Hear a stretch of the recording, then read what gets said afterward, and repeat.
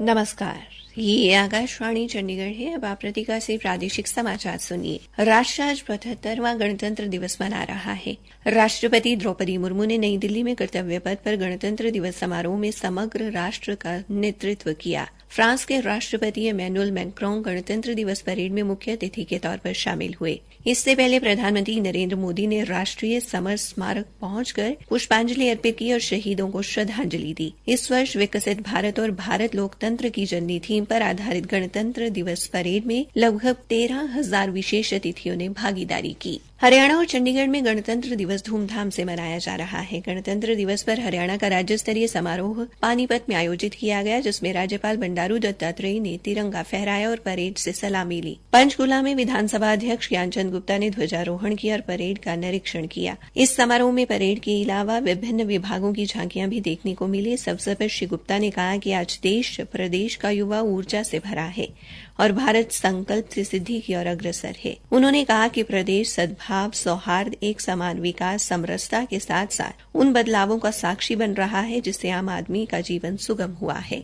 अंबाला में शिक्षा मंत्री कंवरपाल, अंबाला छावनी में सांसद कृष्ण लाल पंवार और नारायणगढ़ में सांसद कार्तिकेय शर्मा ने राष्ट्रीय ध्वज फहराया और परेड से सलामी ली। भिवानी में लोकसभा सांसद धर्मवीर सिंह ने भीम स्टेडियम में आयोजित समारोह में ध्वजारोहण किया और स्वतंत्रता सेनानियों के परिवारों को सम्मानित किया। उन्होंने रेल व सड़क निर्माण में हुई प्रगति का जिक्र करते हुए कहा कि प्रधानमंत्री नरेंद्र मोदी के समय में देश गति से आगे बढ़ रहा है और चारों तरफ से मजबूत और सुरक्षित है। सोनीपत में सांसद नायब सिंह सैनी ने ध्वजारोहण किया और सभी देशवासियों को गणतंत्र दिवस की शुभकामनाएं दी। उन्होंने अपने संबोधन में केंद्र व राज्य सरकार की उपलब्धियां भी गिनवाई। जींद में भी गणतंत्र दिवस बड़े उत्साह से मनाया गया, जहां बिजली मंत्री रणजीत सिंह ने तिरंगा लहराकर परेड से सलामी ली। समारोह के दौरान उन्होंने सराहनीय कार्य करने वाले कर्मियों व युद्ध वीरांगनाओं को सम्मानित भी किया। उपराष्ट्रपति जगदीप धनखड़ ने आज 75वें गणतंत्र दिवस के अवसर पर हार्दिक शुभकामनाएं दी हैं। एक सोशल मीडिया पोस्ट में उन्होंने कहा कि 75 साल पहले हमारे संविधान के निर्माताओं ने एक ऐसे राष्ट्र की कल्पना की थी जहां न्याय, स्वतंत्रता, समानता और भाईचारा दुनिया के सबसे बड़े और सबसे समावेशी लोकतंत्र के मार्गदर्शक सिद्धांत होंगे।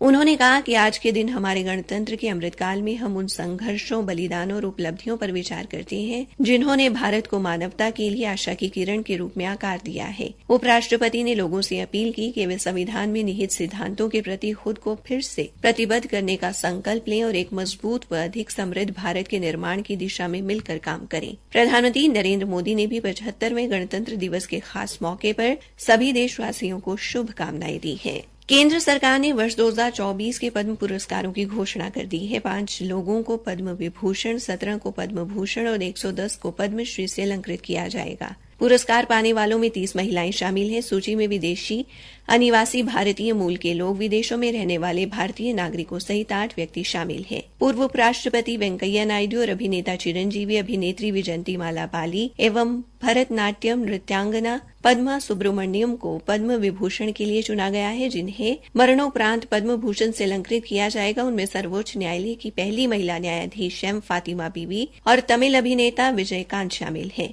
पद्म भूषण पुरस्कार पाने वालों में अभिनेता मिथुन चक्रवर्ती, गायिका उषा उत्थुप, उद्योगपति सीताराम जिंदल और संगीत निर्देशक प्यारेलाल शर्मा शामिल हैं। पद्म पुरस्कार विजेताओं में 34 ऐसे नायक भी हैं जिनकी चर्चा बहुत कम है। प्रधानमंत्री नरेंद्र मोदी ने उन सभी लोगों को बधाई दी है जिन्हें पद्म पुरस्कार से सम्मानित किया गया है। एक सोशल मीडिया पोस्ट में प्रधानमंत्री ने कहा कि भारत विभिन्न क्षेत्रों में उनके योगदान को महत्व देता है।